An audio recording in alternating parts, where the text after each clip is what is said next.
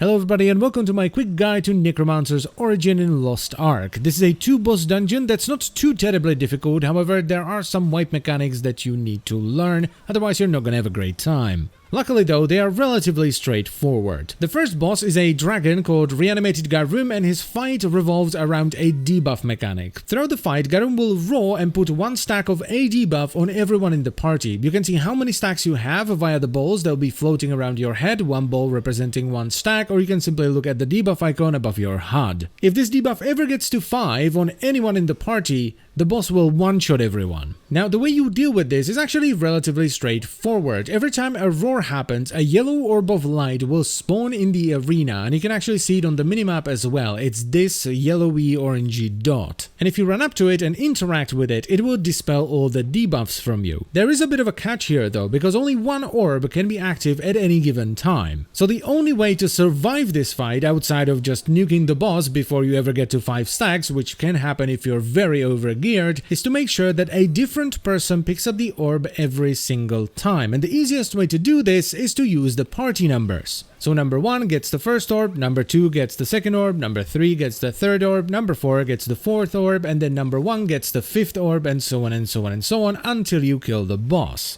Now, what I like to do as a support is to actually call out these numbers, so when the boss roars, I will type 1, 2, 3, or 4, and I will keep an eye out on things. Because it can get a little bit confusing when you don't have super high DPS in your party, and you have to go through like 2, maybe even 3 debuff rotations. And that's pretty much it for the boss. If you can get this debuff mechanic down, the boss is very easy. He doesn't do a lot of damage, and does not require a lot of DPS to take down before Berserk kicks in. The second boss, Sigmund the Immortal, is a little bit more complicated. First of all, you want to stick fairly close to Sigmund most of the time, because he has very wide conal attacks that are difficult to avoid at range, and he also does big AoE attacks that usually have a safe spot right underneath him. Second of all, he has a stagger check that looks like this, where he starts charging an arena-wide AoE that will one-shot everyone, so you need to break through this, otherwise you just die. So make sure you have some skills that do stagger damage, or you can use clay or whirlwind grenades which have high stagger as well. This is the primary wipe mechanic of this fight. And finally, when you bring Sigmund to essentially 0 health, he doesn't actually die. He will instead let out a wave of energy that's either red or white,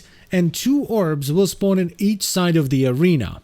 1 red, 1 white. What needs to happen here is every person needs to go to a different set of orbs and activate the orb that's the same color as the wave the boss let out. So if he lets out a red wave, you need to activate the red orbs. If he lets out a white wave, you need to activate the white orbs. Now, while this will not wipe you right off the bat, it does determine how much health the boss regenerates. The goal here is to do it perfectly twice in a row, so if everyone in the party hits the right orb twice in a row, the boss will die. But the more you mess it up, the more health he will have, to a point where if everyone does it wrong, he will regenerate all of his health. And that's where you start running into issues, because the Berserk timer on this boss isn't super generous, so if you mess it up too much, you're gonna hit the Berserk, which means you will most likely die to the stagger check because you will cast it too fast. Now, one thing I would very much recommend for this mechanic is to have one person run away from the boss as he's about to die and let out this wave, because the closer you are to the boss, the harder it is to tell the color. So what I do as the support, once again, is I will retreat from the boss right before he dies, so I can clearly see what color the wave is, and I can call it in chat so everyone can hit the right orb, hopefully. Though it's of course much better if you're in an organized party and you have voice chat. Another thing I want to point out here though is that this phase doesn't last forever. You only have a short amount of time to hit the right orb. So you need to start moving as soon as you see him do it. And finally, it's also not a terrible idea to pick a side before the boss fight starts, right? So you go left, you go right, you go top, you go bottom, so you don't all start running towards the same set of orbs when he finally does the ability. And that is pretty much all you need to know about Sigmund the Immortal. He's actually a very fun boss once you sort of wrap your head around the mechanics, so make sure you break his stagger check, bring whirlwind or clay grenades just in case you don't have enough stagger, try not to get hit by too many of his giant AoE attacks, and click the right orb.